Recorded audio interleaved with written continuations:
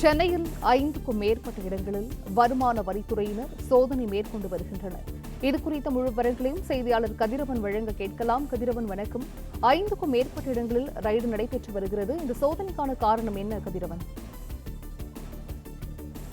மக்களவை தேர்தல் தேதி கடந்த மார்ச் 16ஆம் தேதி அன்று அறிவிக்கப்பட்டது.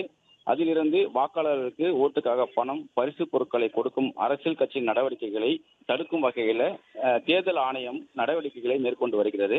தேர்தல் நடத்தை விதியின்படி ஒரு நபர் 50,000க்கும் மேற்பட்ட ரொக்க பணம் எடுத்து செல்லக்கூடாது என்ற விதிகள் அமலுக்கு இருக்கக்கூடிய நிலையில மக்களவை தேர்தலுக்காக பணப்பட்டுவாடா நடைபெறுவதாக தேர்தல் ஆணையத்துக்கு கிடைக்கப்பட்ட தகவலின் அடிப்படையில் தற்போது வருமான வரித்துறை அதிகாரிகள் சென்னையில் 5க்கும் மேற்பட்ட இடங்கள்ல அந்த சோதனைகளில் ஈடுபட்டு வருகிறார்கள்.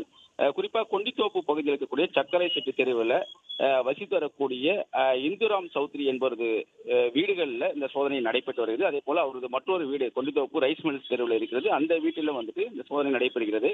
Chowdhury electrical shop and wholesale டீலராக இவர் செயல்பட்டு வருகிறார். இவர் மூலமாக பணப்பட்டோட நடைபெறுவதாக கிடைக்கப்பட்ட தகவலின் அடிப்படையில் இந்த சோதனைகள் நடைபெறுகிறது. அதே போல புரசேவாக்கம், ஓட்டேரி போன்ற பகுதிகளிலும் இந்த சோதனைகள் நடைபெறுவதாக தகவல் கிடைக்கப்பட்டிருக்கின்றன. அது போன்று 5க்கும் மேற்பட்ட இடங்களில் சோதனை நடைபெற்று வருகிறது. விவரங்களுக்கு நன்றி, கதிரவன்.